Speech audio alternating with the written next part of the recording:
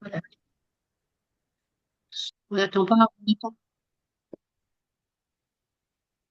Bien. Nous allons donc commencer bien à l'heure.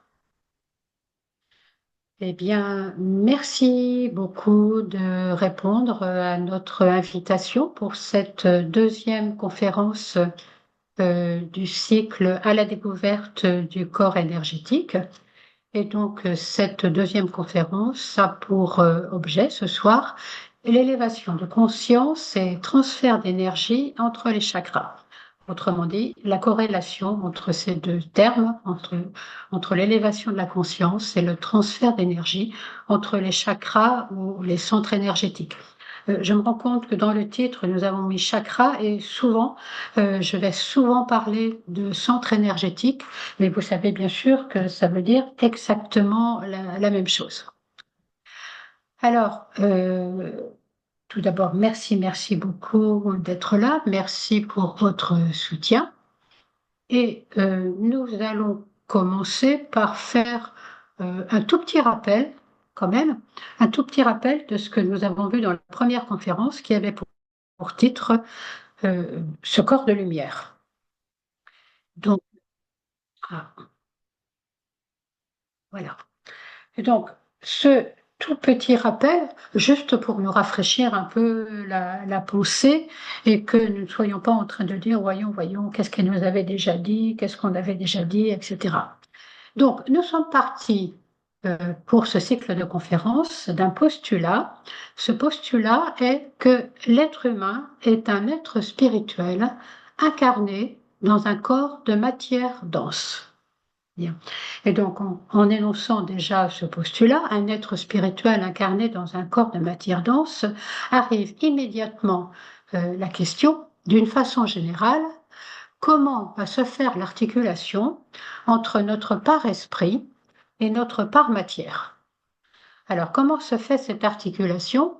En fait, la sagesse immémoriale nous dit, eh bien, c'est un corps qui n'est pas très connu, que la science doit encore découvrir, dont la sagesse orientale nous parle depuis tout le temps.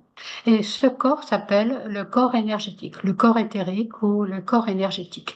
Et c'est donc cela qui nous a poussé à dire, eh bien, nous allons faire ce cycle de conférences pour essayer d'y voir un peu plus clair sur la façon dont l'esprit et la matière communiquent à l'intérieur de nous. Avec pour espoir, peut-être, à force d'en parler, que finalement la science aussi admette, démontre l'existence, enfin, quand j'ai dit la science matérialiste, parce que effectivement, certains scientifiques aussi touchent de près cette énergie éthérique, mais pour l'instant, elle n'est pas encore reconnue officiellement. Et si cette énergie, si ce corps est reconnu officiellement, ça veut dire aussi que immédiatement sera reconnue l'existence de l'âme spirituelle, puisque ce corps est en fait l'outil de l'âme spirituelle qui lui permet de communiquer avec la forme. Alors, donc, nous sommes partis de ce postulat et avec cela, nous avons dit, eh bien, allons, voyons comment est-ce que nous pouvons parler un peu plus concrètement de ce corps énergétique qui est quand même parfois un peu encore mystérieux. Alors, c'est une toute petite révision, hein, je ne vais pas vous refaire la conférence de la première conférence. Donc, nous avions dit que comment est-ce que l'âme transmet la vie jusque dans la matière, l'âme qui, elle, est l'intermédiaire, elle est le trait d'union entre l'esprit et la matière, eh bien, l'âme euh, tire, enfin du moins reçoit de l'étincelle de vie un cordon et elle tire d'elle-même aussi un cordon et ces deux cordons constituent ce que l'on appelle la corde d'argent, ce que l'on nomme aussi en sanskrit le sutratma. Donc cette corde d'argent est composée, comme je viens de le dire, de deux fils. Le premier fil, c'est celui qui est tiré par l'âme de l'étincelle de vie. Du moins, l'âme reçoit ce fil de l'étincelle de vie et elle vient entrer cette étincelle de vie dans le cœur, donc jusque dans le cœur dense. hein, jusque dans notre corps dense, dans le cœur.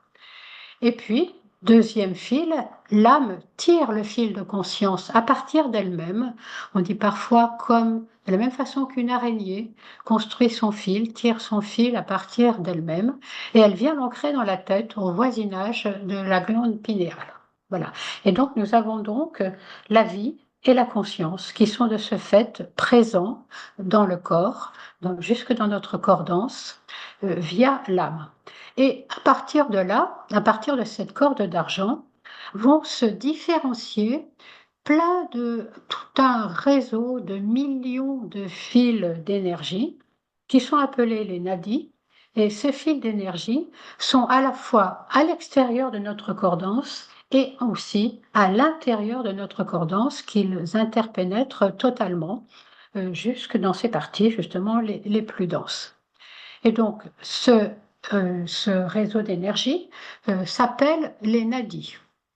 Et puis, la dernière fois, nous avons étudié ensemble ce schéma qui peut apparaître un peu compliqué en disant, voilà, ces nadis, là où les nadis se croisent, je dis, visualiser des millions de filets d'énergie, là où ils se croisent, ça veut dire qu'il y a comme dans un grand carrefour beaucoup d'énergie qui arrive, et là où ils se croisent se constitue un vortex comme un tourbillon qui capte l'énergie et qui donc va pouvoir faire pénétrer cette énergie dans le corps dense.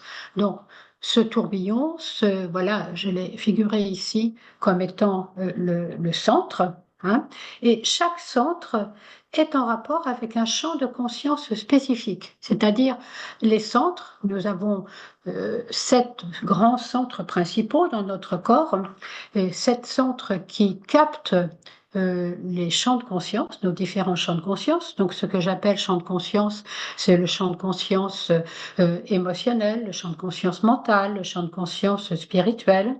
Et donc, ces centres sont spécialisés pour capter certaines énergies émanant de champs de conscience spécifiques. Donc là, nous avons un centre qui capte l'énergie qui vient du champ de conscience. Alors, ce centre, il est à l'extérieur de notre corps dense. Hein, les centres principaux sont situés à l'arrière de notre corps,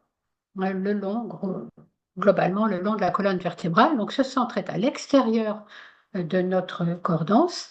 Et ce centre-là, j'ai mis un petit pointillé qui dit là, on commence à pénétrer dans le corps dense. Et ce centre, il est en communication avec une glande endocrine. Chaque centre principal qui capte l'énergie de conscience est en communication avec une glande endocrine. Et donc, que fait la glande endocrine, elle qui reçoit la vibration, qui émane la vibration d'énergie? Eh bien, cette glande endocrine, recevant cette vibration, fabrique l'hormone qui lui correspond, et cette hormone, elle l'envoie dans le sang, puisque c'est la particularité de la glande endocrine d'envoyer son hormone directement dans le sang. Donc vous avez là, finalement, tout notre organisme est informé de ce qui se passe au niveau de nos champs de conscience. Et en même temps, vous avez tous les nadis qui se sont croisés dans le centre et qui sont tout autour du centre, tous ces nadis qui, eux aussi, sont à la fois à l'extérieur de notre corps, qui pénètrent aussi à l'intérieur. Et ces nadis, eux, ont pour correspondance dans le corps dense le système nerveux, donc le réseau des nerfs. Et donc, de cette façon-là, eh bien, il y a une double information via le centre et la glande endocrine qui envoie l'information dans le sang, et via le système nerveux qui transmet aussi à tout notre corps, qui nous permet de recevoir les informations qui, elles, émanent d'un champ de conscience très subtil. Voilà. Donc, ce schéma ce schéma est très important et alors je vous lis le commentaire, les énergies circulant sur le corps éthérique informent l'ensemble du corps dense, puisque les nadis et les centres sont en lien les uns avec les autres. Et ce qui est important, c'est qu'en cas de perturbation, au niveau des centres, c'est-à-dire quand cette énergie est bloquée, ne peut pas circuler normalement. En cas de perturbation, eh bien, des troubles apparaissent dans la zone qui est immédiatement autour du centre. Voilà. Et donc, ce qui veut dire que des troubles apparaissent, et donc il va y avoir des informations ou des perturbations dans la zone dans la zone du corps qui est immédiatement autour du centre. Voilà. C'était un petit rappel, mais qui est nécessaire pour qu'ensuite nous comprenions bien ce qui se passe quand nous allons voir les transferts d'énergie. Là, et la dernière fois, nous avions aussi étudié ensemble ce schéma, hein, ce schéma qui nous montre les 7 centres qui, vous voyez, sont à l'extérieur, derrière la colonne vertébrale, sauf le centre frontal qui, lui, est le seul dont la source se trouve devant le corps. Hein. Et donc, ce sont là les 7 centres de conscience, et je ne vais pas refaire toute la description de ces centres, bien sûr, mais ce qui est particulièrement à noter, c'est que les 3 centres inférieurs, centre basal, centre sacré, centre solaire, se situent sous le diaphragme, et le diaphragme dans le corps est la représentation euh, d'une, euh, d'un grand obstacle, d'un grand obstacle qui sépare les centres dits inférieurs des centres supérieurs, et un grand obstacle qui va devoir être surmonté pour accéder, pour développer les centres supérieurs, parce que ces centres supérieurs, ce sont ceux qui s'éveillent en même temps que l'être spirituel s'éveille. Alors, autrement dit, les centres inférieurs, en fait, nous allons voir, ils sont tous déjà éveillés, ils sont tous déjà ouverts. Ça ne veut pas dire qu'ils fonctionnent automatiquement très bien, mais en tout cas, ils sont ouverts, leurs pétales sont ouverts. Hein. Mais par contre, les centres supérieurs ne le sont que chez l'être qui s'éveille progressivement spirituellement. Hein. Et donc, l'enjeu va être de transférer, de transmuter l'énergie des centres inférieurs vers les centres supérieurs. Alors, nous avons vu, je vais certainement faire une redite, l'ouverture progressive des centres est corrélée au déploiement progressif de la conscience, hein, c'est-à-dire notre conscience, au fur et à mesure où notre conscience s'élève, les centres s'ouvrent. Les centres qui sont situés sous le diaphragme sont ouverts chez tous les êtres humains, c'est ce que je viens de vous dire, et les centres qui sont situés au-dessus du diaphragme s'ouvrent au fur et à mesure où l'être développe sa part spirituelle. Et nous allons voir aujourd'hui, nous allons voir plus particulièrement que l'élévation de conscience est corrélée à la transmutation de l'énergie des centres inférieurs vers les centres supérieurs, en prenant notamment un exemple, nous allons voir comment ça fonctionne. Et l'objet de cette conférence, c'est d'essayer de mieux comprendre ensemble ce processus de transfert d'énergie ou de transmutation d'énergie des centres inférieurs vers les centres supérieurs. Et comprendre ce processus est primordial, puisqu'il y va de l'émergence de l'être spirituel que nous sommes tous potentiellement. Alors, ce processus de transfert des centres inférieurs vers les centres supérieurs concerne absolument tous les êtres humains sans exception. Comment expliquer ça? Eh bien, parce que nous avons tous la même source qui est que nous sommes une âme. Hein. Et donc, c'est l'âme qui est la cause, de ce processus de transfert, parce que, en fait, nous sommes une âme et que l'âme est le trait d'union entre la vie et la forme. Donc, l'âme est unité et elle est présente au plus profond de chacun de nous.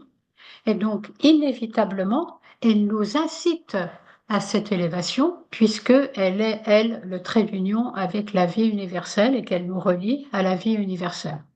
Hein. Donc, elle nous incite imperturbablement à cette élévation, ce qui ne veut pas dire qu'elle fait tout le travail. C'est bien sûr nous qui, dans notre conscience, allons faire le travail. Alors, puisque nous parlons de l'âme, regardons un peu où elle se situe. Un petit rappel de la structure énergétique de l'être humain, avec ses trois corps de manifestation, le corps physique, le corps émotionnel, le corps mental, euh, avec physique, émotionnel et intellect qui constituent la personnalité, ou ce que l'on appelle le petit ego. Et l'âme, nous la voyons, elle se situe dans le mental supérieur. Hein, elle est dans le mental supérieur, ce qui veut dire que là aussi, il y a à franchir une ligne pour l'atteindre, il y a à franchir un fossé pour passer de la conscience de la personnalité à la conscience de l'âme. Hein. Donc, nous voyons que l'âme se situe dans le corps mental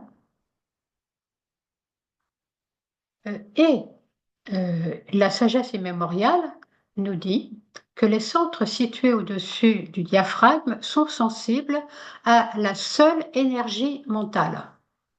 Et donc, euh, ceci, le fait que les centres au-dessus du diaphragme soient sensibles à la seule énergie mentale, va nous poser quand même un problème de taille. Un problème de taille, c'est-à-dire comment le processus d'élévation va-t-il pouvoir se mettre en place puisque les centres inférieurs, eux, ne sont pas du tout sensibles à l'énergie mentale, alors que les centres supérieurs sont sensibles exclusivement à cette énergie mentale. Hein. Et donc, comment dépasser cet obstacle qui, dans la forme, comment dire, est concrétisé, nous apparaît par le diaphragme dans notre corps, hein, et comment dépasser cet obstacle qui fait la barrière entre l'individu qui est égocentré et l'être spirituel que nous sommes tous en devenir. Ceci nous amène à essayer de clarifier ce qui distingue l'énergie émotionnelle, qui est l'énergie du désir, de l'énergie mentale, qui est l'énergie de la pensée. Hein, l'énergie mentale et l'énergie de la pensée. Donc, en premier temps, ça peut nous aider à réfléchir. L'énergie émotionnelle, elle est on peut essayer de mieux la comprendre en analogie avec l'eau dans l'univers, c'est-à-dire avec l'eau qui peut nous envahir, qui peut nous inonder, qui s'infiltre là où on ne l'attendait pas. Hein, et voilà, qui peut nous submerger à ce moment ou à certains moments, ou qui peut complètement se tarir. Alors que l'énergie mentale, l'énergie de la pensée, nous pouvons essayer de mieux l'apercevoir en analogie avec l'air ou avec le feu qui purifie. Alors, ce qui veut dire que l'énergie émotionnelle, l'énergie de désir, va pouvoir être ressentie comme un envahissement. Elle nous mène à la confusion, par moments à la confusion émotionnelle. Alors que, au contraire, l'énergie mentale, c'est l'énergie directrice qui voit loin et qui s'élève au-dessus des eaux. Donc, avec l'énergie mentale, nous nous élevons, nous prenons du recul et inévitablement, nous y voyons plus clair. L'énergie émotionnelle, elle dit tout de suite. Hein. Et donc, dans ce tout de suite, dans nos désirs, il n'y a pas de direction. On pourrait dire ça part vraiment dans tous les sens. Et ça partira toujours dans tous les sens, sauf si nous appelons à l'aide l'énergie mentale de la pensée, parce que l'énergie mentale est l'énergie directrice, c'est ce que nous venons de voir, et avec elle, nous pouvons nous fixer des objectifs, et avec elle, nous avons conscience du temps nécessaire pour atteindre l'objectif. Donc, ce n'est plus tout de suite. L'énergie émotionnelle, elle dramatise le détail. Elle fait d'un point de détail une globalité et elle va facilement en faire un drame. Alors qu'avec l'énergie mentale, l'énergie de la pensée, nous pouvons prendre du recul, hein, puisque nous sommes pour prendre du recul par rapport à la difficulté. Et puis l'énergie mentale, puisqu'elle est directrice, elle différencie, elle peut nous permettre de différencier les émotions, donc d'y voir plus clair. L'énergie émotionnelle est impulsivité et l'énergie mentale, au contraire, donne des possibilités de choix prendre du recul, donne des possibilités de choix. Ce n'est pas du tout de suite. L'énergie émotionnelle est égocentrique, hein. C'est d'abord l'amour de soi, même si par moments nous croyons faire beaucoup pour les autres, mais à certains moments, voilà, nous faisons pour les autres pour être aimés, ce qui est quand même égocentrique. Alors que l'énergie mentale nous permet la prise de conscience de l'autre dans sa singularité. Donc, pas la prise de conscience de l'autre qui est juste exactement comme nous, non, de l'autre dans sa singularité. L'énergie émotionnelle, à nouveau, euh, peut pousser à ce que l'on appelle un passage à l'acte, hein, c'est-à-dire j'ai un désir, je le réalise immédiatement, ou je suis en colère, je frappe, par exemple, ou bien je pars en claquant la porte et je ne m'explique pas du tout, alors que l'énergie mentale, elle, introduit ce que l'on appelle la pensée réflexive, qui nous entraîne à prendre du recul, là encore, et à prendre conscience de nos motifs. Donc, avec tout cela, donc, il y a donc un dilemme là, comment allons-nous passer ce fossé ou cet obstacle de l'énergie émotionnelle à l'énergie mentale? Eh bien, et quel est l'apport de l'âme? Comment est-ce que l'âme va nous aider à résoudre ce dilemme? Eh bien, l'énergie mentale, nous avons vu que c'est de la pensée, et en fait, c'est l'âme qui est le penseur. Et c'est bien encore là, l'âme qui est le chef, qui va être le chef d'orchestre. On confond souvent sentir dans le cœur et penser dans le cœur. Le sentir, d'ailleurs souvent, on va dire ah je ressens ça, hein, et donc je ressens ça dans mon cœur. Ça ne veut pas dire que c'est pas bien, mais ce n'est pas la même chose que penser dans le cœur. Et les enseignements de la sagesse nous disent que quand on pense dans le cœur, la pensée résultant de la justesse des sentiments se substitue à la sensibilité personnelle. Donc ça ne veut pas dire que ça élimine les sentiments. Penser dans le cœur n'élimine pas les sentiments, mais il y a prise de recul, discernement par rapport à la justesse des sentiments qui vient se substituer à la sensibilité personnelle. Et un, un- pour comprendre, pardon, là, nous pourrions nous dire, mais comment est-ce que ce processus d'élévation va-t-il se mettre en place quand il y a une telle différence d'énergie entre l'énergie émotionnelle et l'énergie mentale? Eh bien, pour comprendre cela, nous retrouvons à nouveau l'âme qui est le chef d'orchestre, et pour comprendre cela, il nous faut faire appel à une clé d'évolution primordiale chez l'être humain qui est justement tiraillé entre sa part matérielle et sa part spirituelle. Et cette clé primordiale, c'est l'adage, l'énergie suit la pensée. C'est un adage, mais c'est une réalité, hein.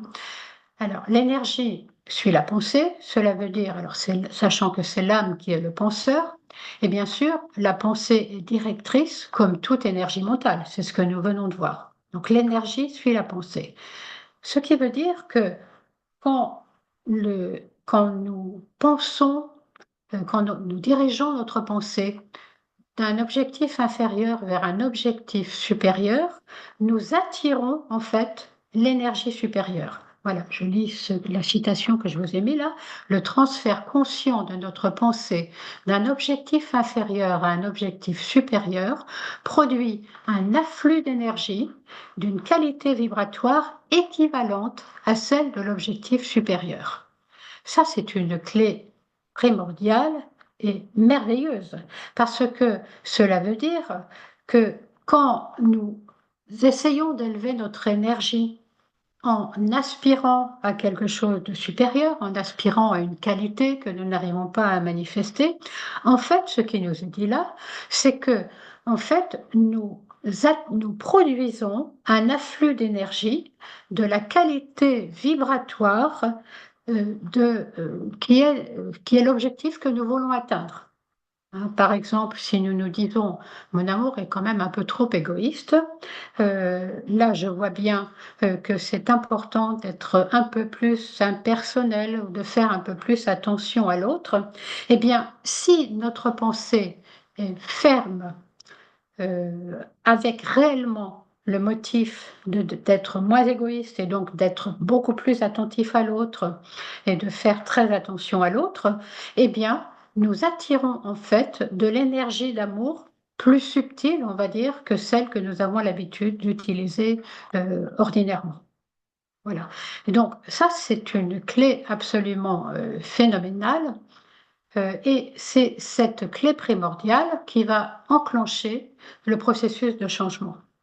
Ce processus de changement, pour passer, là encore, des centres inférieurs vers les centres supérieurs, puisque c'est ça que nous cherchons à comprendre.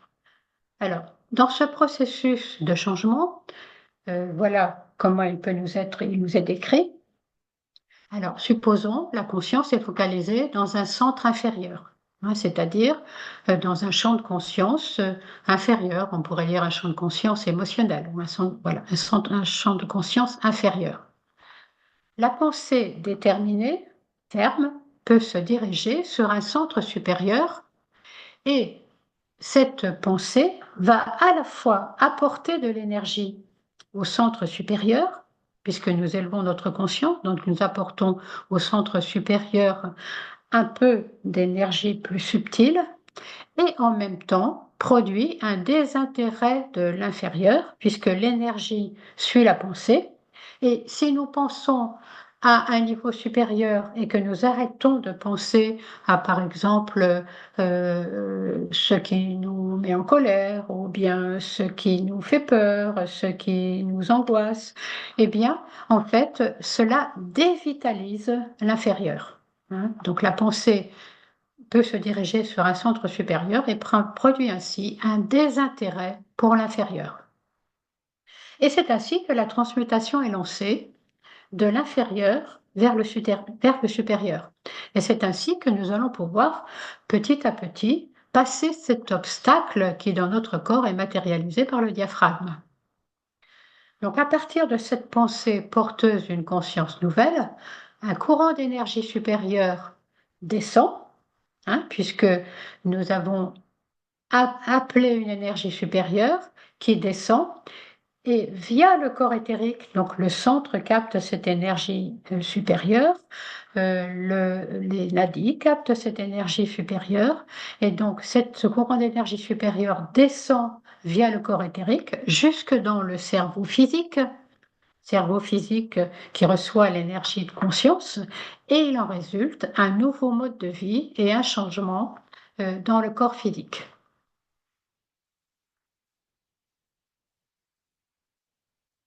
Et c'est ce que dit l'adage que vous avez, qui est bien connu, dont vous avez certainement entendu parler et qui est parfois difficile à comprendre. L'homme est tel que sont les pensées en son cœur. Autrement dit, si nous pensons véritablement dans notre cœur, si nous activons véritablement notre pensée, eh bien, nous devenons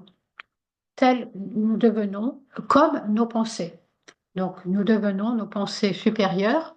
Et donc, ce processus de pensée directrice met aussi en lumière les paroles de Saint Paul. Saint Paul, dans l'épître aux Romains, nous dit: Soyez donc transformés par le renouvellement de votre esprit. Voilà. Ou encore, changez votre ligne de pensée et vous changerez votre nature. Désirez ce qui est vrai et juste, et la conscience transformera l'homme ancien en un homme nouveau. Autrement dit, là, nous voyons la magie, entre guillemets, du corps éthérique, parce que via l'âme, en orientant notre pensée vers le supérieur, via le corps éthérique, eh bien, nous allons transformer notre nature et nous allons transformer notre corps lui-même. Et nous allons ressentir dans notre corps des états de conscience nouveaux, ce qui veut dire que entièrement, nous allons devenir progressivement l'homme nouveau qui manifeste sa dimension spirituelle. C'est donc l'orientation de notre pensée qui va lancer le processus de transfert. C'est ce que j'ai voulu vous démontrer dans un premier temps. Et maintenant, comment se produit ce transfert? Alors, ce transfert, donc nous allons étudier comment se produit l'élévation d'un centre dans un autre, la transmutation de l'énergie d'un centre dans un autre. Autrement dit, le transfert de l'énergie d'un centre inférieur vers un centre supérieur. Alors, nous avons vu lors de la première conférence que chaque centre radie son énergie sous forme d'une aura. Vous vous souvenez que nous avons vu cela? L'aura qui en fait est le champ d'influence du centre.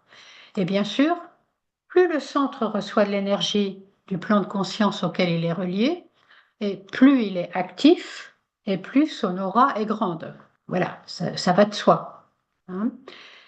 Et alors, comment se fait le transfert entre deux centres?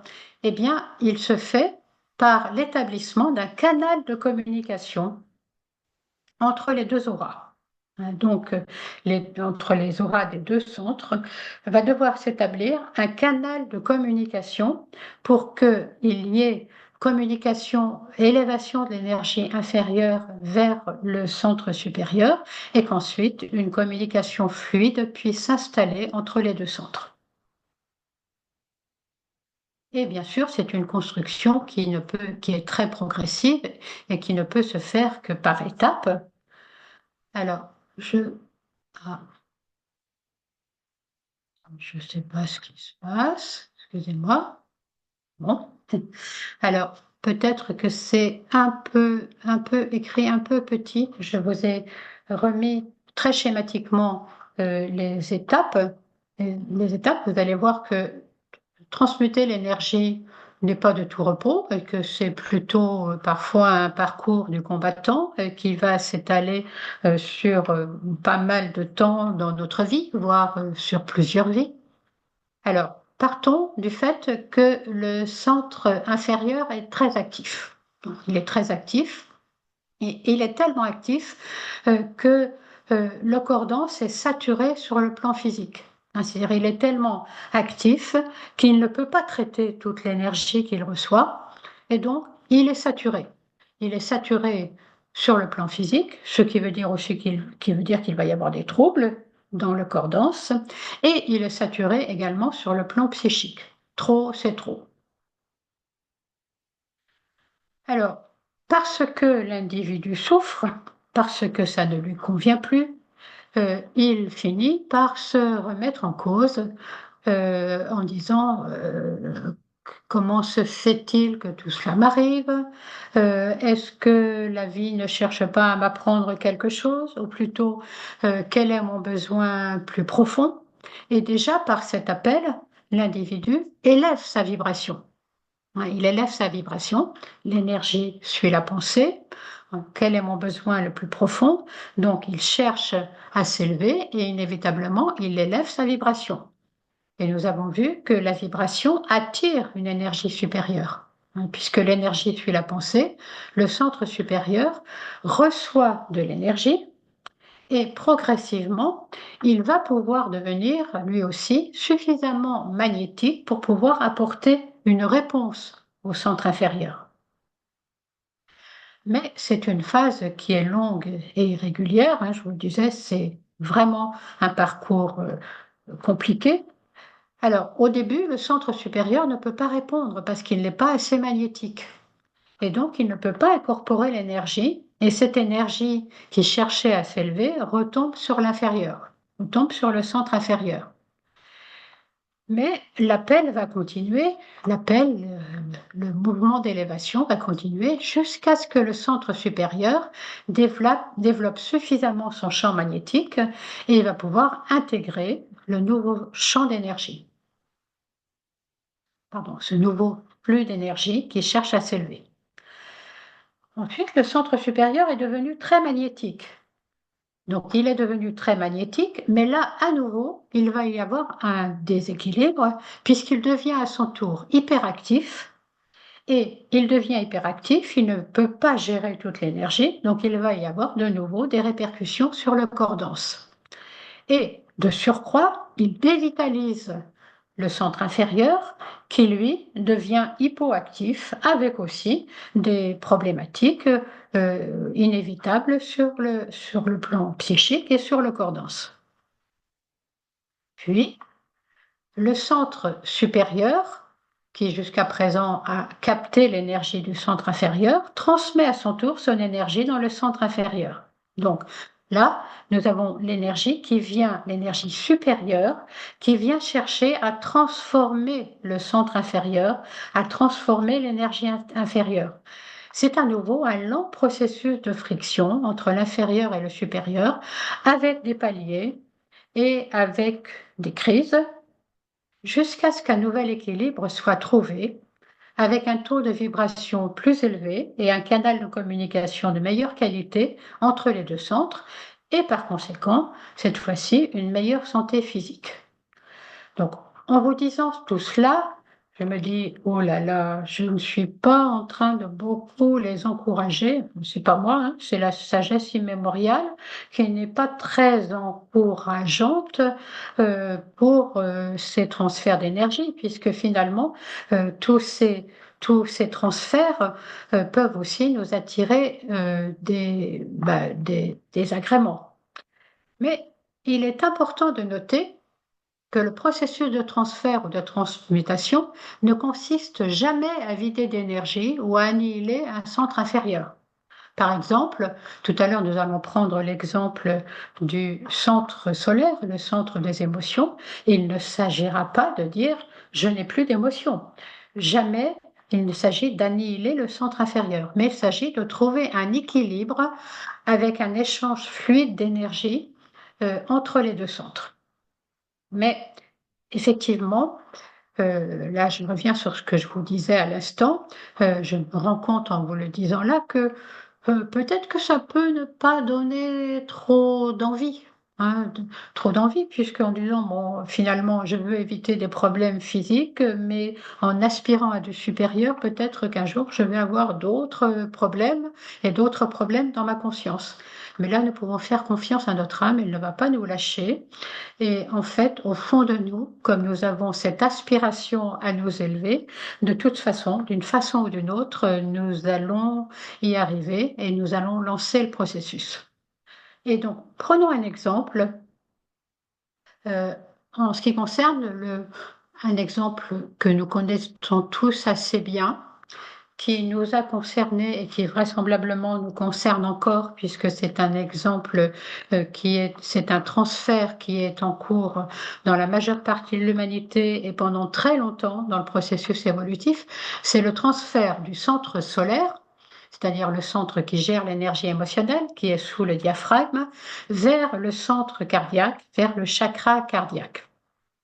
Et donc, ce transfert va nécessiter dans notre conscience de passer de la focalisation émotionnelle, de la conscience émotionnelle, à une conscience progressivement, qui devient progressivement bien stabilisée dans le mental. Alors, qu'est-ce qui est en jeu? Bon, nous savons, le centre solaire est exclusivement alimenté par l'énergie du désir et il gère l'énergie émotionnelle, c'est sa spécialité, hein, il reçoit l'énergie émotionnelle. Et donc, il parle de l'amour de soi, de désirs quand même assez égocentriques de tous ordres, qui toujours demandent à être comblés. De son côté, le centre cardiaque parle également d'amour, mais il parle d'un amour beaucoup plus impersonnel. Et lui, il est exclusivement alimenté, nous l'avons vu, par l'énergie mentale de la pensée. Et il s'ouvre avec le développement du sens de la responsabilité, la conscience du réel besoin de l'autre, hein, la véritable attention à l'autre. Et son ouverture totale consacrera la conscience de groupe, progressivement, pour aller jusqu'à la conscience du bien du tout. Et donc, c'est là, bien sûr, c'est un défi qui est posé à l'ensemble de l'humanité que de réussir ce transfert du centre solaire vers le centre du cœur. La règle, La règle du transfert, la règle, c'est tout le temps que l'énergie doit circuler. La règle, si l'énergie ne circule pas, là, comment dire, le processus d'élévation est bloqué et il va y avoir pas mal de problématiques physiologiques. Et donc, pour le centre solaire, puisque nous parlons de lui, qui est irradié par beaucoup, beaucoup d'énergie émotionnelle, il va y avoir plusieurs évacuations possibles. L'important, c'est de trouver une porte de sortie. L'important, c'est que l'énergie circule. Il peut y avoir soit un acte physique, c'est-à-dire la réalisation concrète, du désir. Alors, par exemple, bien, je veux une voiture, pas de problème, je m'achète une voiture. Je veux le dernier iPhone, pas de problème, je m'achète le dernier iPhone. Ça, un acte physique, c'est la première évacuation possible. Il peut y avoir, on peut diriger l'énergie vers un autre centre. C'est justement cela que nous allons voir. Et pour l'énergie émotionnelle, ça va être le transfert, direction vers le centre cardiaque. Et si cela n'est pas possible, si ni l'un ni l'autre ne sont possibles, eh bien, il va falloir évacuer cette énergie au niveau organique, ce qui là va entraîner tout ce dont nous avons parlé comme troubles physiologiques. Puisque avec inflammation dans la zone qui est dans la zone autour du centre, donc pour le centre solaire, le foie, les intestins, l'estomac et le plexus solaire qui fait que quand nous avons mal à nos émotions. Quand nous avons mal à nos émotions, parfois nous sommes pliés en deux tellement notre plexus solaire est tendu et nous fait très mal. Alors, euh, si l'énergie, je suis allée peut-être un peu trop vite, mais ça fait rien. Si l'énergie est utilisée d'une façon créatrice, ou bien si l'énergie est utilisée par le centre solaire, par exemple, si l'individu peut satisfaire son désir. Il achète la voiture dont il rêvait. Il a une première maison, une deuxième maison. Il s'achète le dernier iPhone ou la dernière montre connectée, etc. Pas de problème. L'énergie a trouvé une voie d'écoulement. Et donc, pas de problème, il n'y a aucune perturbation physique.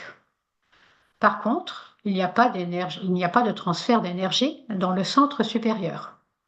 Mais là, ce qui nous intéresse, c'est le moment où il n'y a plus possibilité de trouver une évacuation, de trouver par l'acte créateur, quel qu'il soit, par un achat quel qu'il soit, il n'y a pas possibilité d'évacuer cette énergie de désir ou d'utiliser cette énergie de désir. Alors, pourquoi est-ce qu'il n'y a pas de possibilité? Eh bien, parce que, euh, alors, peut-être que, comment dire, l'individu n'en a plus envie, finalement, il est saturé. Vous savez, à certains moments, eh bien, justement, il peut y avoir saturation du désir. Ça ne m'intéresse plus, c'est pas ça que je voudrais. Qu'est-ce que je veux? Ben, je ne sais pas trop ce que je souhaiterais, mais en tout cas, c'est pas tout ce que j'ai ou la possibilité d'avoir cela, ça ne m'intéresse pas. Avoir davantage de richesse, ça va plus me causer des problèmes qu'autre chose. Ça ne m'intéresse pas. Donc là, on va dire, il y a saturation. Donc, on ne va pas pouvoir utiliser cette énergie. Ou bien, dans d'autres cas, eh bien, juste, on n'a pas les moyens. On n'a pas les moyens de satisfaire nos désirs. Pas assez d'argent pour acheter l'iPhone, pas assez d'argent pour acheter la super voiture, etc. Et donc, dans tous ces cas, eh bien, l'énergie ne va pas trouver de source d'évacuation et le centre, en l'occurrence, le centre solaire, va être complètement embouteillé. Donc là, nous voyons un centre solaire qui est gros. Vous voyez, il est très gros par rapport au tout petit centre du cœur au-dessus. Il est gros. Et ce cercle-là, il a une sphère d'influence qui est très large, très grande. Donc ce centre solaire, il est gros. Il essaye de trouver satisfaction, mais finalement ça lui retombe dessus et il ne réussit pas. Et en plus, parce qu'il ne réussit pas à évacuer l'énergie, ces flèches grises là montrent que le cordon est en train de souffrir. Hein, et donc, l'estomac, le foie, les intestins, etc. Donc, il y a souffrance à la fois sur le plan psychique et sur le plan physiologique. Et donc, l'individu commence à aspirer à quelque chose d'autre. Voilà, la flèche, une flèche qui cherche à monter vers le haut. Donc, il aspire à autre chose, de moins égocentré, de plus responsable, qui irait vers le bien des autres, le bien de la planète.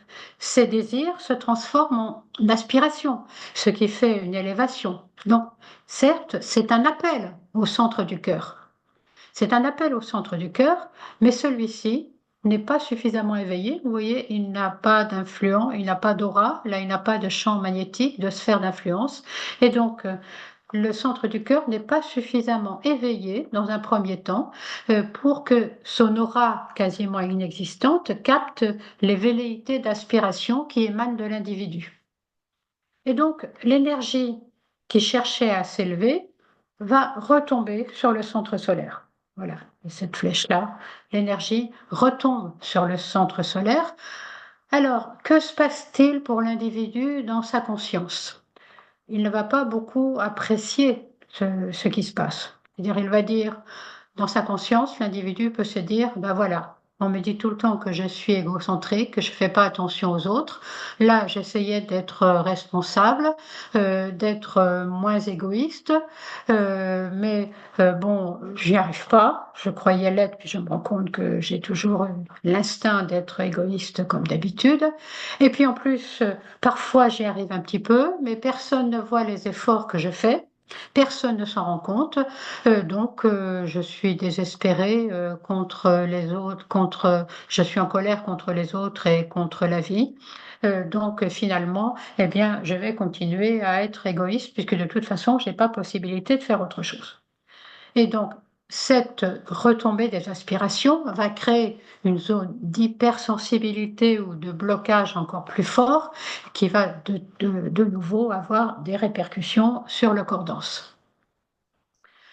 Voilà, ça c'est un premier essai. Et nous arrivons à un deuxième essai. Là, le centre solaire est toujours gros, hein, il a toujours son aura, son influence magnétique importante. Mais l'aspiration devient plus insistante. Hein, l'énergie suit la pensée. Donc l'aspiration à l'élévation devient plus insistante euh, pour il émerge des pensées réellement altruistes pour le bien de l'humanité. Voilà, ces aspirations reviennent dans sa conscience. Elles sont moins idéalistes, donc elles sont plus réalisables. Et elle commence à trouver des voies d'expression plus concrètes. Dans le quotidien, il y a une réelle attention aux vrais besoins des autres, une implication dans des associations, dans du bénévolat, etc. Et en même temps, le champ magnétique du centre du cœur s'est agrandi. Hein, vous vous souvenez, l'énergie suit la pensée, donc à force d'aspirer ou de penser que l'on est en train de devenir plus altruiste, eh bien, le centre du cœur reçoit de l'énergie d'une vibration supérieure et le centre du cœur est alimenté et va développer sa propre aura et son propre champ magnétique. Et donc, parce que le champ magnétique du centre du cœur s'est lui aussi agrandi, eh bien, il va y avoir possibilité de mettre un canal de communication et l'énergie qui vient du centre solaire va maintenant pouvoir être absorbée et transmutée dans le centre du cœur. Alors, vous pourriez me dire, bah, bravo, c'est réussi, c'est super, mais ce n'est qu'une étape. Ce n'est qu'une étape dans ce processus qui continue. Et donc, l'étape suivante, voilà, c'est le centre du cœur est maintenant nettement en cours d'éveil. bravo, c'est une réussite. Il a une grande aura, un grand champ magnétique, mais à un point tel qu'il a dévitalisé le centre solaire, qui lui est devenu plus petit, avec un champ magnétique tout rétréci, hein. Et donc, et le centre du cœur est lui-même envahi par un surcroît d'énergie, d'idéalisme, de responsabilité, mais de responsabilité qui n'est pas toujours très impersonnelle, de responsabilité qu'il ne peut pas traiter, parce que le centre du cœur ne peut pas traiter euh, l'énergie qui serait trop teintée de désirs personnels. Et donc, dans sa vie quotidienne, l'individu euh, prend des responsabilités. Pardon, là, je mets les flèches pour montrer que le centre solaire est dévitalisé, continue à alimenter le centre du cœur. Et dans sa vie quotidienne, l'individu prend des responsabilités, souvent, à ce moment-là, au-delà de ce qui lui incombe.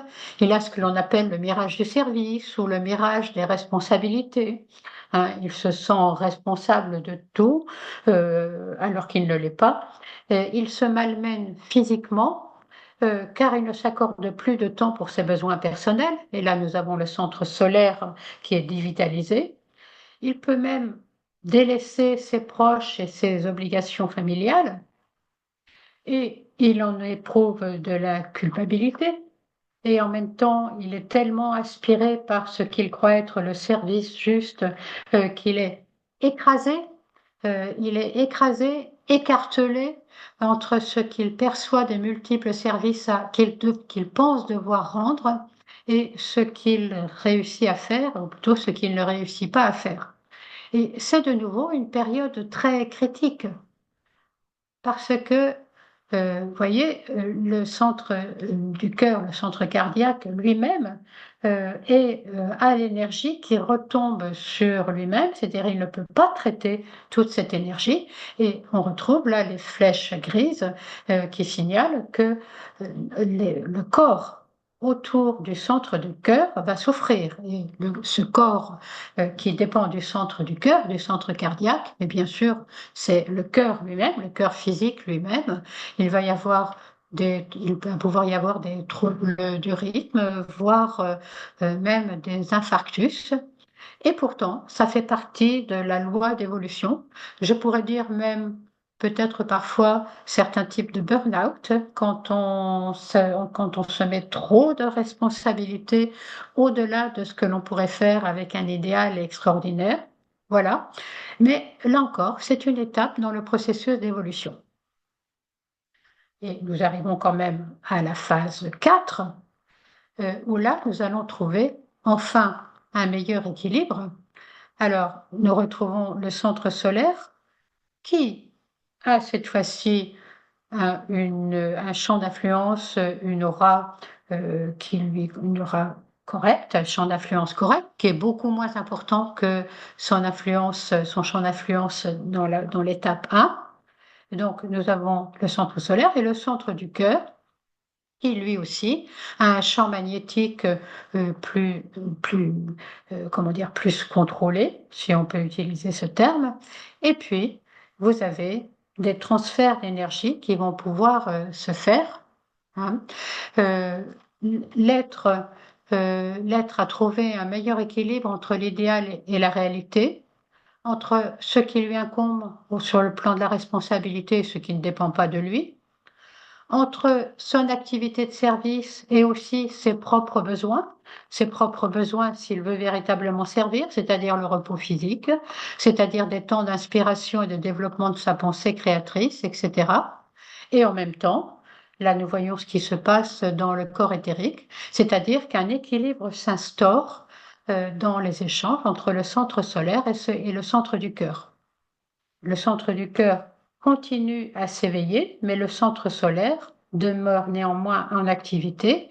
Et dans la vie, le centre solaire se manifeste euh, par une sensibilité émotionnelle, relationnelle équilibrée et la capacité de comprendre les émotions des autres tout en gardant le recul nécessaire pour les aider. C'est donc tout cela, 1, 2, 3, 4, un long processus qui n'est pas du tout de tout repos.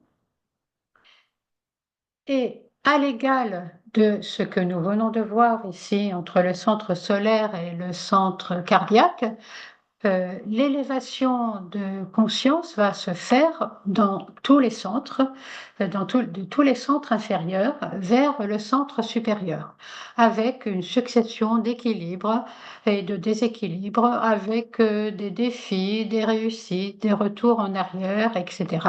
Hein. Et, mais tout cela, ces autres transferts d'énergie, c'est ce que nous continuerons d'explorer lors de la prochaine conférence avec tout le temps une règle majeure, c'est que l'énergie suit la pensée.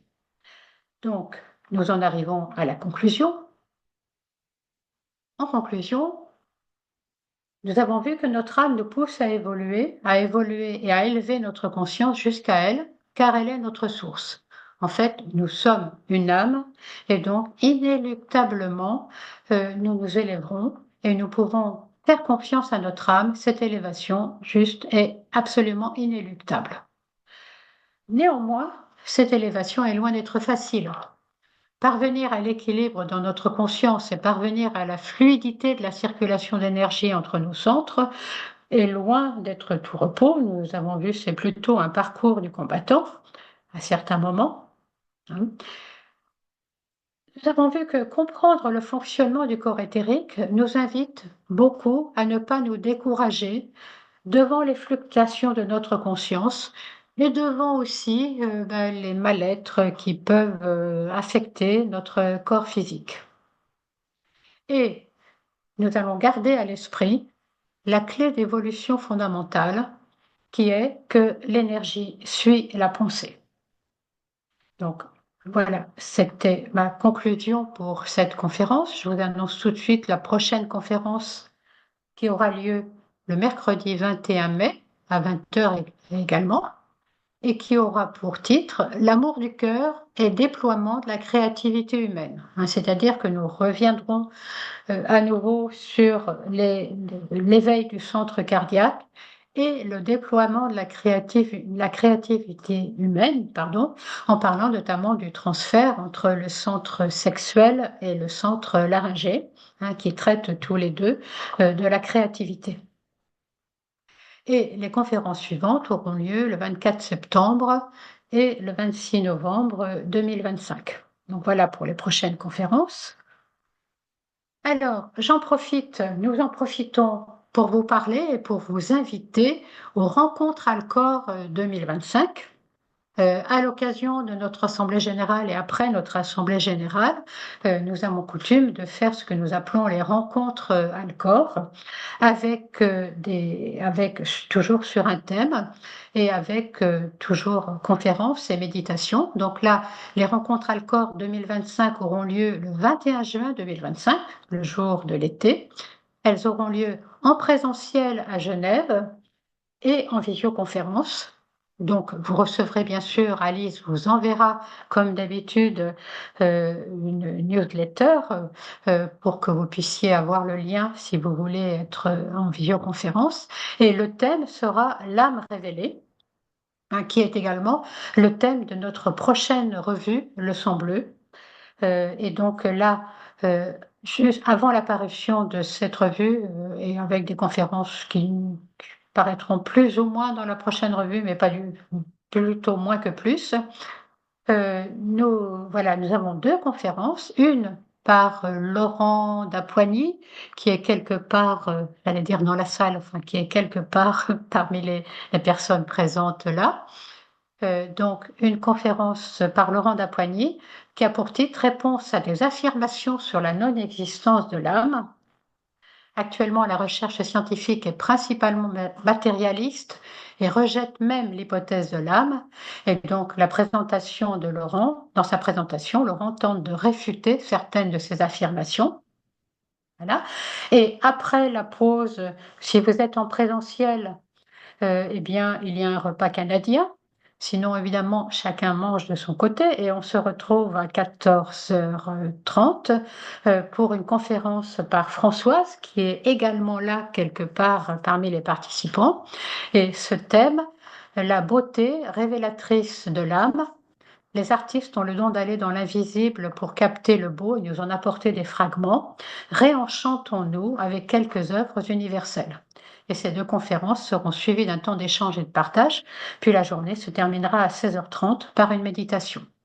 Voilà, donc vous êtes cordialement invités et vous recevrez des newsletters qui vous transmettront le lien pour vous connecter si vous le souhaitez. Et bien sûr, nous aimerions aussi que vous soyez nombreux en présentiel, pas simplement en visio, mais nombreux en présentiel, parce que nous pouvons quand même plus facilement échanger quand nous sommes en présentiel. Aussi une proposition de formation sur la fraternité des 7 rayons d'énergie en 9 week-ends. Plutôt, c'est une demi-journée le samedi et un dimanche, 9 week-ends, qui commencera début octobre 2025. Donc, il s'agit là d'étudier ensemble les différents rayons d'énergie et comment tous ensemble, en fait, ils nous parlent de la vie une, ils nous apprennent à nous connaître les uns les autres et ils nous apprennent à développer ensemble l'énergie du cœur, à reconnaître nos valeurs, les défis de notre vie, etc. Donc, chaque séminaire alterne des temps d'enseignement, de méditation et d'exercices interactifs. Le premier week-end aura lieu en présentiel à Lyon. Les 7 autres séminaires ont lieu en visioconférence, ce qui est beaucoup plus facile pour les déplacements pour ceux qui sont loin. Et ensuite, le dernier week-end a lieu de nouveau en présentiel. Voilà. Et le coût de la formation pour les 9 séminaires est de 640 € qui sont payables en 2 fois. Et si vous avez des problèmes d'argent, si c'est l'argent qui vous empêche d'y participer, n'hésitez pas à nous le dire. Il s'agit d'un enseignement spirituel et donc nous trouverons certainement ensemble une solution. Voilà. Euh, à ce sujet aussi, avant de vous passer la parole pour les questions, eh bien, à ce sujet, certains d'entre vous nous ont demandé, certaines nous ont demandé s'ils pouvaient diffuser la conférence autour d'eux. Alors là, non seulement vous le pouvez, mais en plus, vous êtes cordialement invités à le faire. Hein. Nos conférences sont ouvertes absolument à tout le monde, donc si vous les téléchargez ou bien si vous donnez les coordonnées du site de l'Institut Alcor, pas de souci, vous pouvez largement les diffuser autour de vous. Et autre question qui a pu nous être posée, et dont nous vous remercions, c'est que on nous a dit, mais ces conférences, elles sont gratuites. Oui, bien sûr, elles sont libres, ouvertes à toutes et gratuites. Et comment est-ce que on peut éventuellement, est-ce que vous n'avez pas besoin d'argent? Donc, alors, la réponse est oui, les conférences sont libres et gratuites. Maintenant, si vous voulez nous soutenir, vous êtes les bienvenus. La meilleure façon, c'est de prendre une adhésion à notre association. Et aussi d'en parler autour de vous. Et puis aussi, si vous voulez nous faire un petit don, vous êtes aussi les bienvenus, puisque notre association, en fait, ne vit, c'est une association à but non lucratif, donc il ne vit que par ses adhésions et par les dons qu'elle reçoit. Voilà. Donc, ceci étant dit, en réponse à vos questions, maintenant, quelles sont vos questions sur la conférence? Nous vous écoutons avec plaisir. Alors, je ne serai pas la seule à vous répondre. Voilà, d'autres membres du groupe cœur de l'Institut sont là. Donc, la parole est à vous.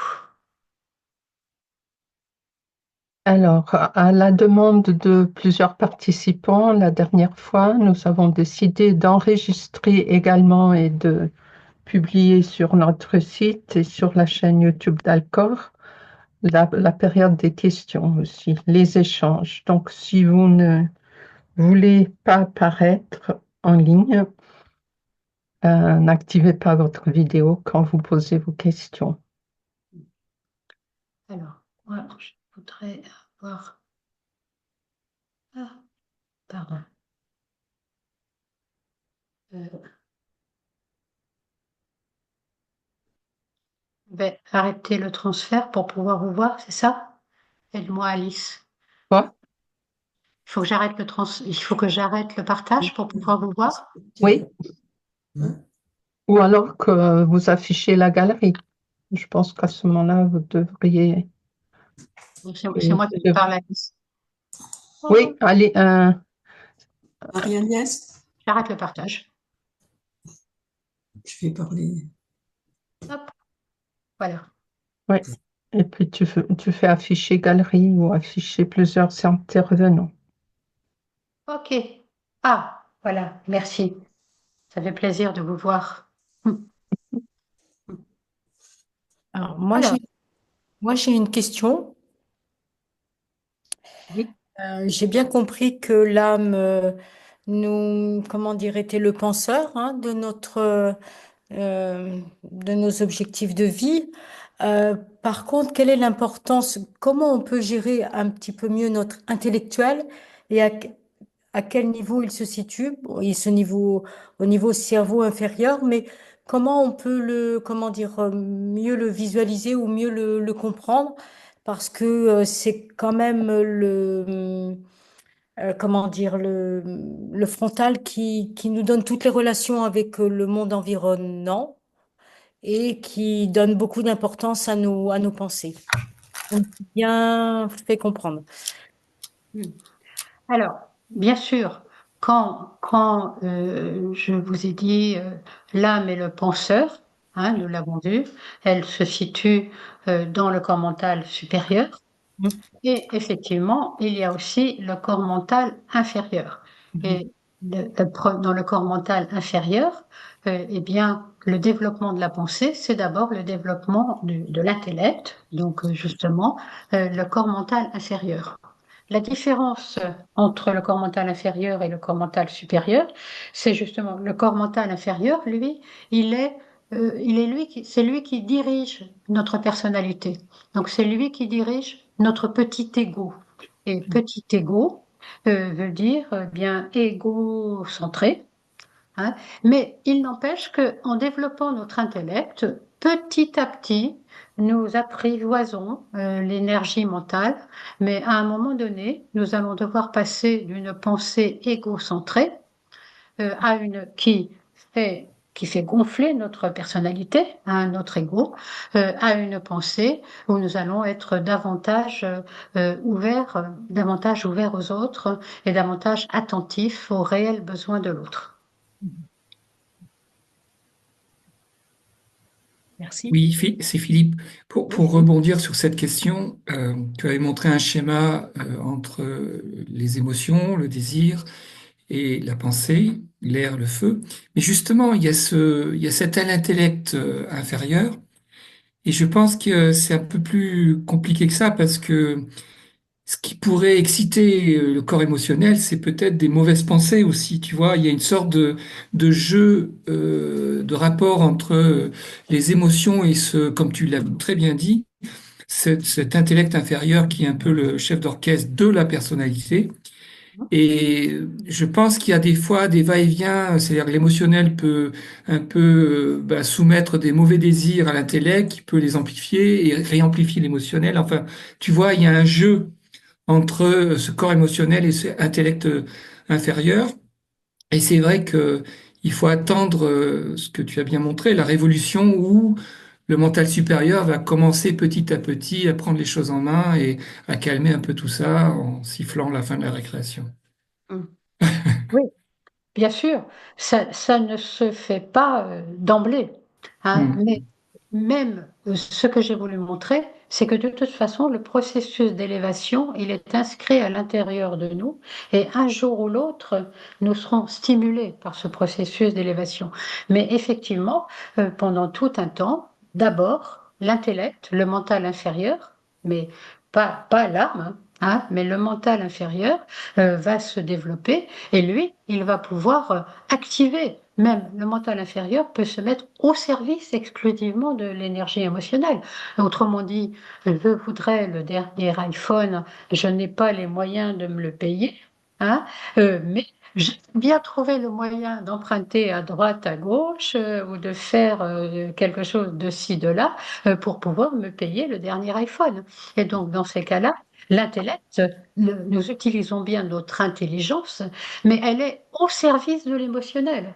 Hein, c'est-à-dire, voilà, elle organise les désirs, elle est au service de l'émotionnel et non pas du tout au service de l'âme et d'un bien supérieur. Mais c'est une étape, c'est une étape.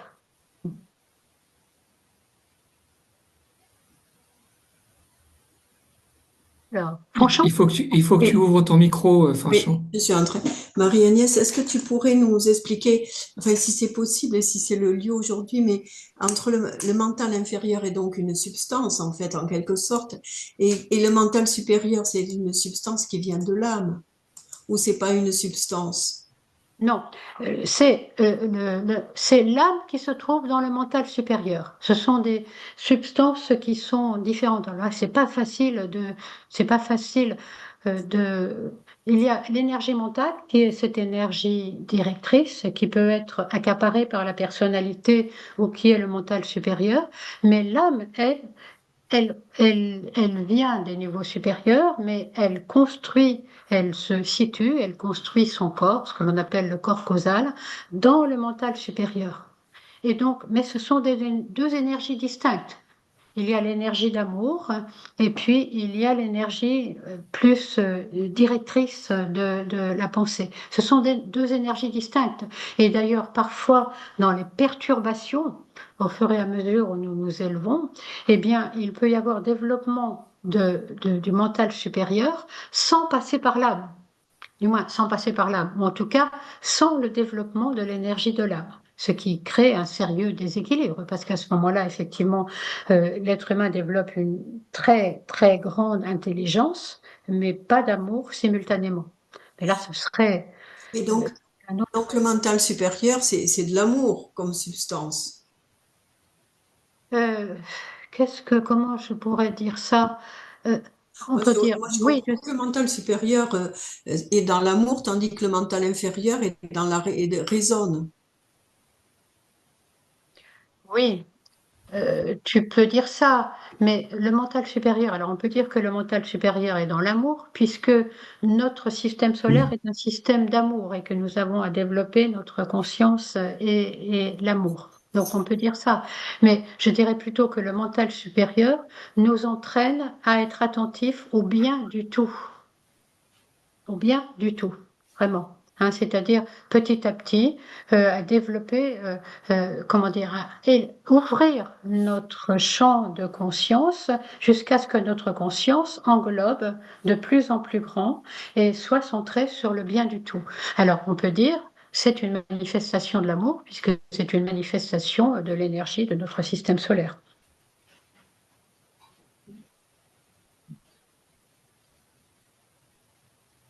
Est-ce que tu ne dirais pas que l'énergie mentale est la même, c'est juste un niveau de subtilité différent et que Oui, l'énergie mentale dite inférieure, elle est inférieure parce qu'elle est mise au service de la personnalité qui recherche des buts matériels, qui recherche une manifestation sur le plan matériel, alors que l'énergie mentale supérieure, elle est utilisée par l'âme qui cherche le bien du tout. Donc, elle a un niveau de subtilité ou de densité très différent de celui de l'âme, du mental inférieur.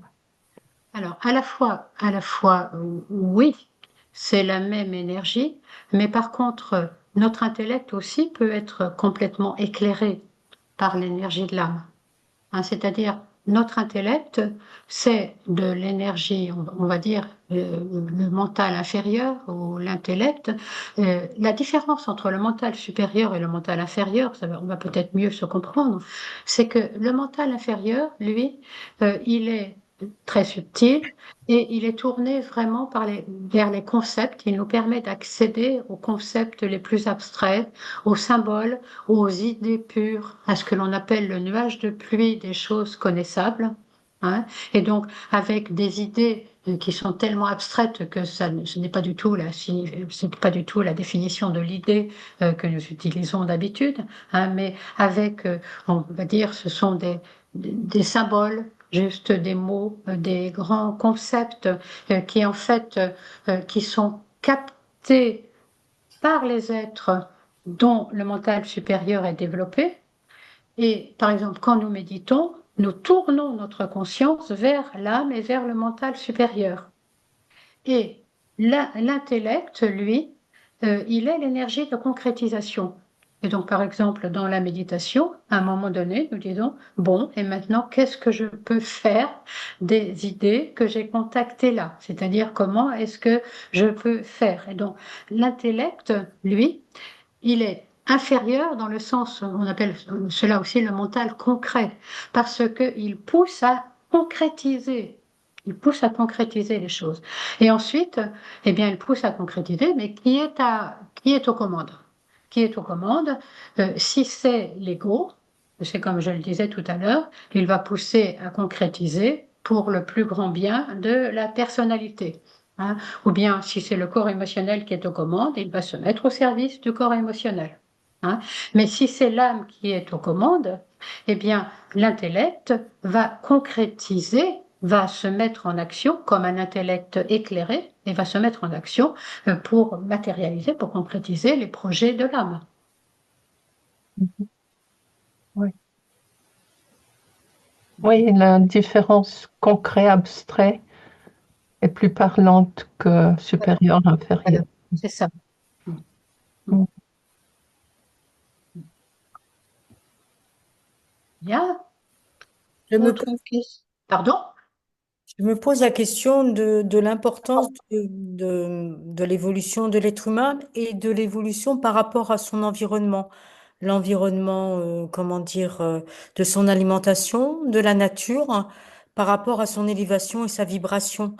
Est-ce que il prend conscience du tout parce qu'il s'élève, ou est-ce que quand il est dans un bel environnement et que il a une ouverture de la nature, de l'alimentation, de la respiration, puisqu'on revient au diaphragme, est-ce que ça peut aussi lui permettre d'évoluer?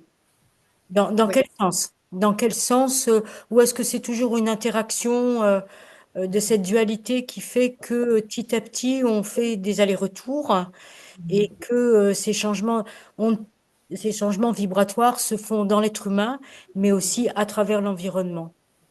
Alors, là, tu parles de l'environnement. Est-ce que c'est un environnement sain ou moins Voilà, sain? L'environnement, tu parles de terre, l'environnement la physique. terre, les vibrations terriennes, l'alimentation, la respiration, parce que je pense que le diaphragme qui fait le retournement fait aussi partie d'un élément dans le corps physique très important, puisqu'il donne la possibilité de respirer avec le ventre ou respirer avec le poumon ou avec les deux. Et entre l'inspire et l'expire, il y a la pause qui est très importante pour tout le travail vibratoire. Alors, euh, à la fois, OK, pour l'influence de l'environnement, mais sauf que ce n'est pas quelque chose qui a été traité là, puisque là, il s'agissait du transfert d'énergie dans la conscience. Hein. Maintenant, la dernière fois, lors de la première conférence, il y avait une diapositive qui montrait comment, en fait, il y a deux types d'énergie. Nous captons à la fois via les centres l'énergie de conscience, hein, et nous captons de l'énergie de plus en plus subtile, suivant notre champ de conscience, et en même temps, tous les centres sont constitués de prana. Donc là, ce dont tu parles du prana, hein, c'est-à-dire tu parles de cette énergie de prana qui est captée par des centres spécifiques. Il y a du bruit là. Tu peux récupérer. Il y a un bruit là au fond. Il y a quelqu'un qui parle. Oui, j'essaye de découvrir qui c'est. Ah oui, c'est MTH. TMTH, oui. Tu peux couper le son à Marie-Thérèse? Voilà. Désolée, Marie-Thérèse. Voilà. Donc, alors, je disais, euh, euh, il y a à la fois l'énergie de l'environnement, c'est l'énergie du prana, hein, et donc, effectivement, de ce prana dépend notre vitalité physique, hein, notre vitalité physique. Et il y a des centres spécifiques qui captent cette énergie du prana, hein, mais là, nous parlions des transferts d'énergie entre les centres de conscience.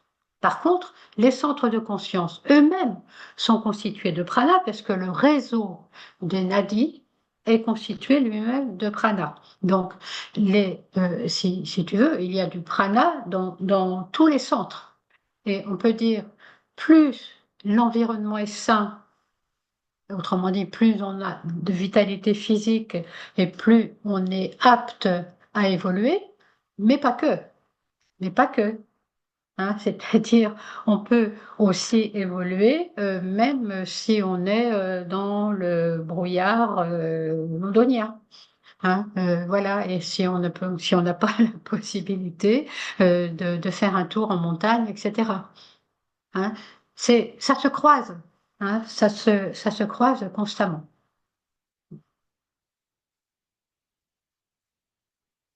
Autre question? Alors, pour rebondir également sur cette question, là, on comprend bien. Mais alors, soit j'ai pas compris, mais alors je vais y aller sur la pointe des pieds parce que je ne voudrais pas dire de bêtises, mais euh, l'énergie de vie vient de l'âme, ok, c'est le penseur, mais je crois me rappeler dans les textes, l'enseignement du tibétain, que les centres sont également impressionnés par sept entités, d'ailleurs, qui doivent avoir une analogie avec les sept rayons, directement. C'est-à-dire il y a, là aussi, il y a, comment dire, il y a l'énergie vitale qui vient de la vie qui est à l'intérieur, enfin, qui nous commande, qui vient de l'âme, mais également des énergies qui viennent d'autres entités et qui visent particulièrement les centres. Est-ce que tu peux corriger Alors, enfin affirmer ou confirmer? je vais pas corriger. Je n'ai pas voulu compliquer. Voilà. Hein. Oui, c'est Je ce que n'ai pas, j'avais cru ouais, comprendre. C'est, voilà. voilà. Je n'ai pas voulu compliquer. C'est-à-dire, effectivement, les sept grandes énergies de rayons, hein, ces sept grandes énergies des rayons influencent, impactent tous nos centres. Hein. Elles impactent tous nos centres et on n'a pas toujours les mêmes rayons sur les mêmes centres, puisque ça dépend de là où on a l'humanité, ça dépend des rayons qui sont plus ou moins actifs à un moment donné. Mais effectivement, en plus, on peut dire, chaque centre de conscience est impacté par un rayon spécifique. Mais là, je n'ai pas voulu compliquer parce que là, je voulais juste parler des transferts d'énergie. Donc, on peut dire, ça va amener une qualité spécifique supplémentaire à chaque centre. Voilà. Mais effectivement, c'est juste, mais je vais, je, voilà, je me suis dit qu'il faut y aller progressivement.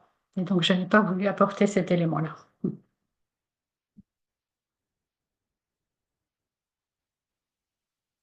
Alors, et le transfert d'énergie, ça vous a paru simple, facile? Moi, j'ai eu peur de décourager en disant, oh là là, on essaie d'y arriver, ça marche pas, ça marche et en nouveau, ça marche plus. Quel effet ça vous a fait? La théorie est toujours plus simple que la pratique, Matt. Absolument sûr. C'était plus facile à expliquer qu'à faire. Mais néanmoins, à certains moments, je me suis dit, oh là, voilà, quel effet ça vous fait, présenté comme ça. Moi, je voudrais dire, vous m'entendez? C'est Sourila Alors, qui parle. c'est, Sourila. oui, Voilà. Ok, vu. Je pense que finalement, c'est la pratique de la méditation et de l'alignement qui est la base du transfert. Et que le transfert, on n'a pas finalement trop à s'en occuper, c'est quelque chose et qui se fait naturellement à partir du moment où justement on s'aligne sur des niveaux supérieurs euh, et sur des notes clés, par exemple, pour la méditation. Oui, alors effectivement, à la fois c'est tout à fait juste parce que nous l'avons vu, l'adage de base, c'est que l'énergie suit la pensée.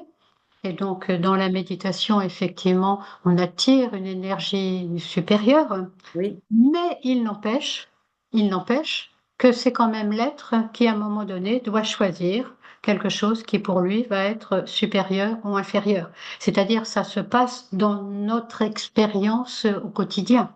oui. Mais de toute façon, la méditation, quand nous méditons sur une énergie supérieure, inévitablement, ensuite, ça va faire de l'impact. C'est-à-dire, ça veut dire que nous sommes ensuite face dans notre quotidien à, ah, est-ce que je le manifeste, cet amour inconditionnel ou pas?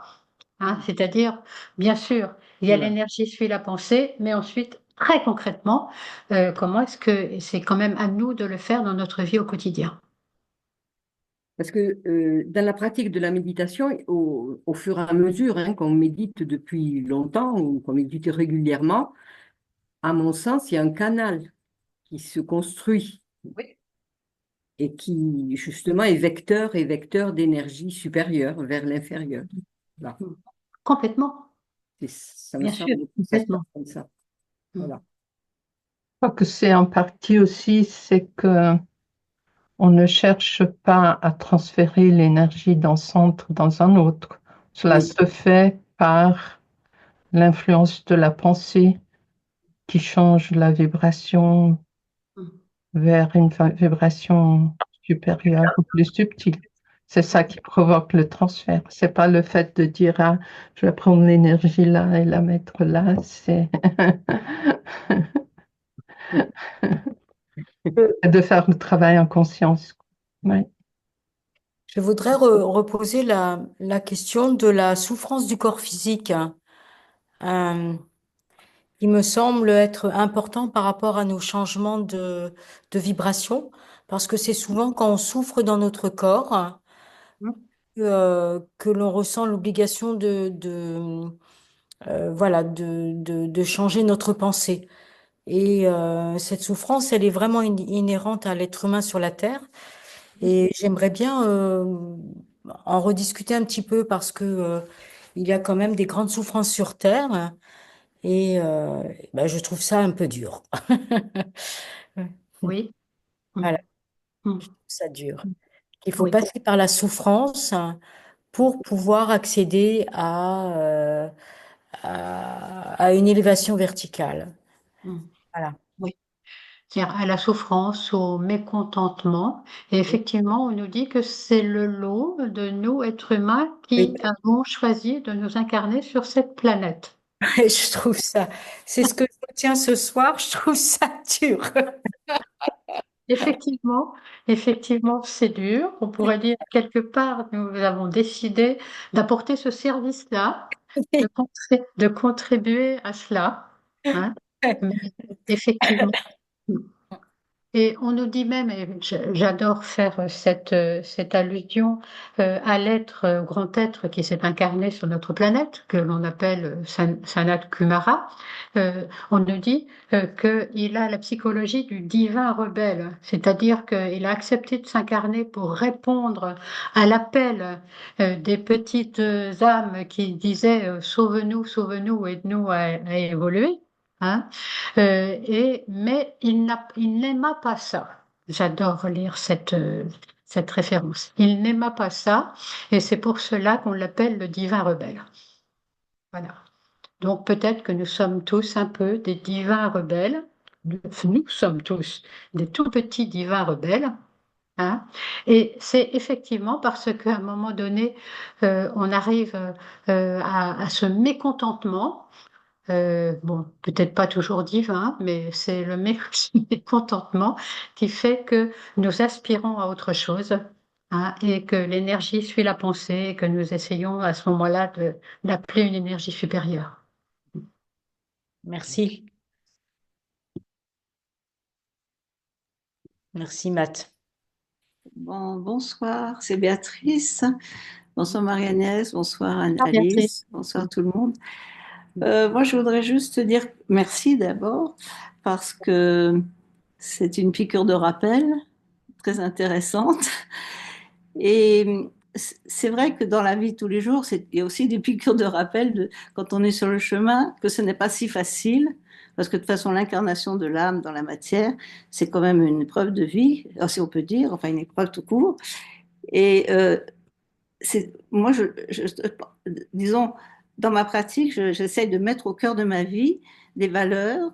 Je fais des choix de valeurs qui sont toujours tournés sur l'écoute, la parole aimante, l'écoute profonde et la compréhension vis-à-vis des autres. Et si disons les autres choses comme la colère remontent inévitablement dans la confrontation parfois avec les autres, euh, la pratique de la respiration, par exemple, justement, permet d'être en pleine conscience et d'avoir un recul et le discernement nécessaire parfois à une situation qui nous dérange. Voilà. Donc, c'est vrai que moi, je trouve que d'être sur le chemin n'est pas facile, mais si on a le choix des valeurs, tourner vers la lumière, tourner vers l'amour, c'est beaucoup plus facile. Voilà, c'est ce que je voulais dire. Merci. Merci Béatrice En pour tous ton les cas, témoignage. merci à vous. Merci. Voilà. Merci.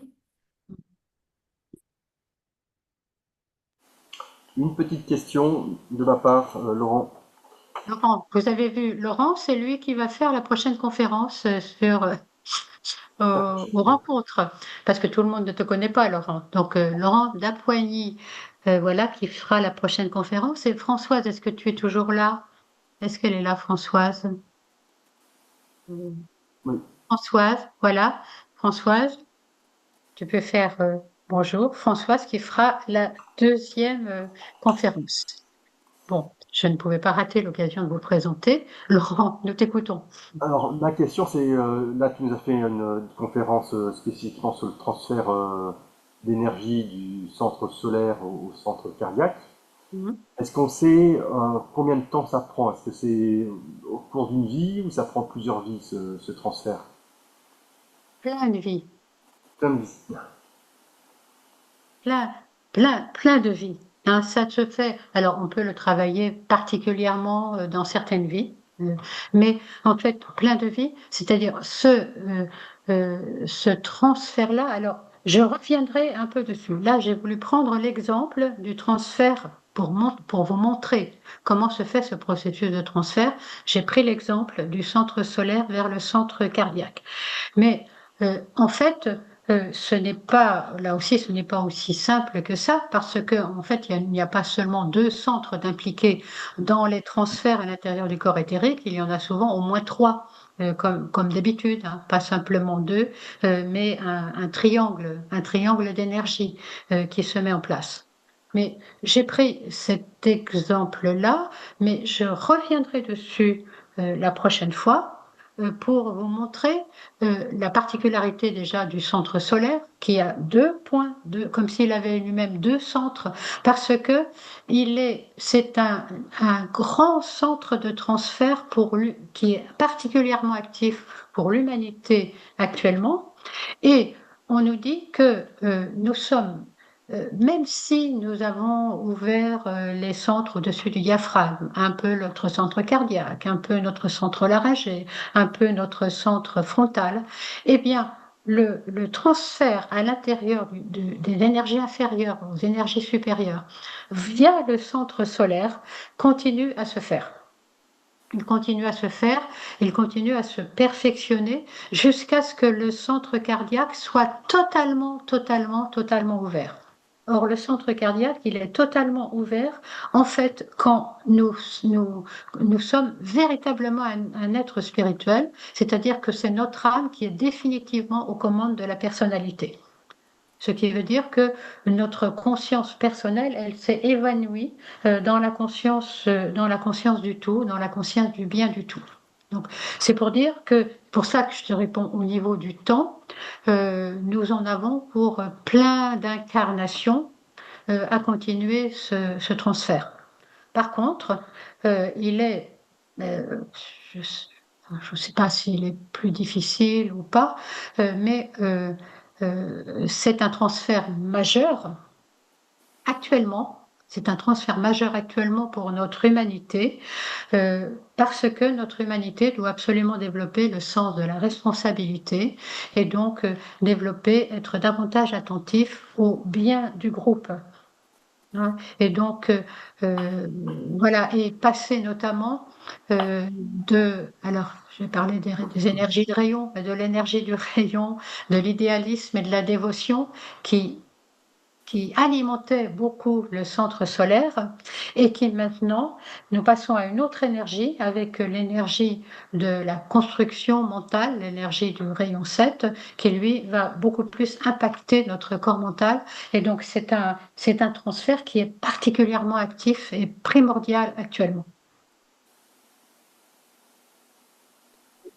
Au niveau du temps que ça va mener, aucune idée, Laurent. L'humanité en a bien besoin en ce moment. Exactement, exactement. Merci, oui. Et tu en as parlé lors de ta conférence aussi sur le sens de la crise Oui. l'année dernière. Oui, ce transfert du 6e rayon au 7e rayon. C'est un transfert majeur et qui va accompagner le transfert du centre solaire au centre cardiaque avec le développement du sens de la responsabilité et la capacité de à construire de nouvelles formes pour le bien du tout.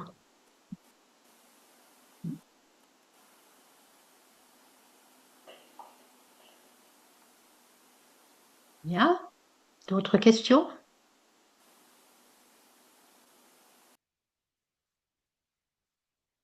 Non, plus de questions? Bien. Eh bien, est-ce que nous allons clore les débats là, en nous donnant rendez-vous aux prochaines rencontres à Alcor et aux prochaines... Non, il y aura d'abord une conférence. Il y a d'abord une conférence avant les rencontres à Alcor.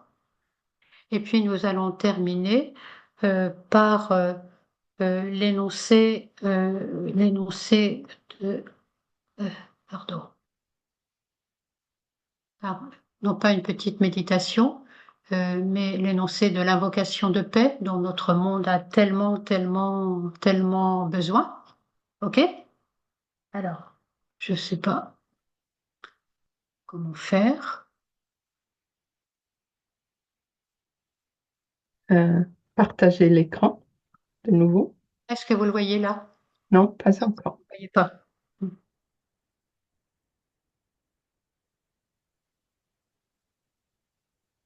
Ah,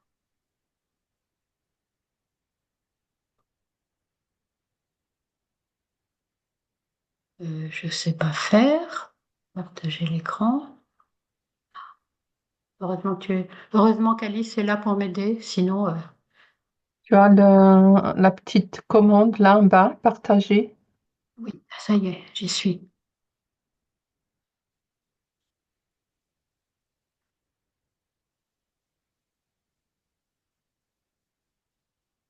Et puis mode lecture, si tu préfères.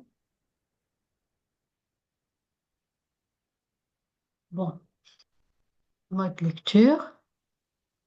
Ah, Tu es revenu aller à la dernière diapo. Bon, c'est vite.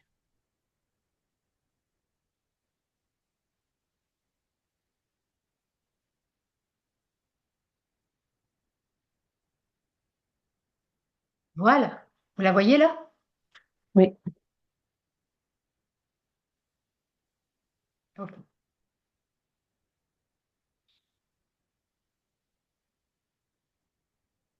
Bien.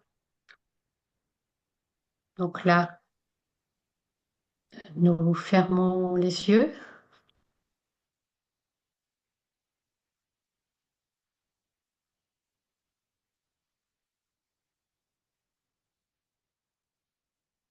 Nous remercions notre âme de nous avoir accompagnés, éclairés pendant toute cette soirée.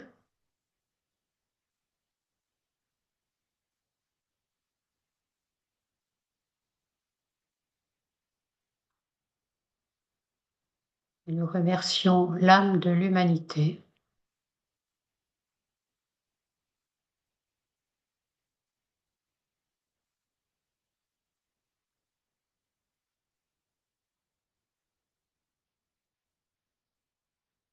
Et nous allons énoncer ensemble l'invocation de paix pour l'humanité. Que les forces de lumière apportent l'illumination à l'humanité. Que l'esprit de paix se répande de tous côtés. Puissent les hommes de bonne volonté se rencontrer partout dans un esprit de coopération. Que le don de soi de la part de tous les hommes soit la note clé de notre époque. Que la puissance soutienne les efforts des grands êtres.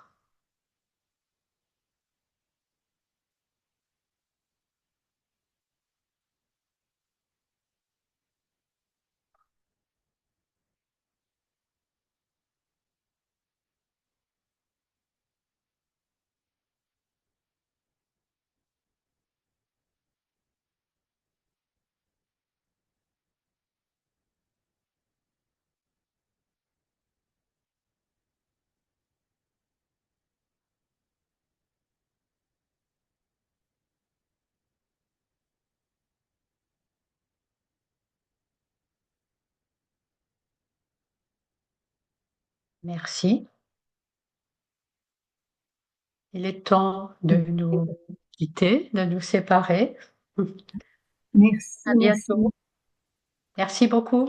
Merci pour tout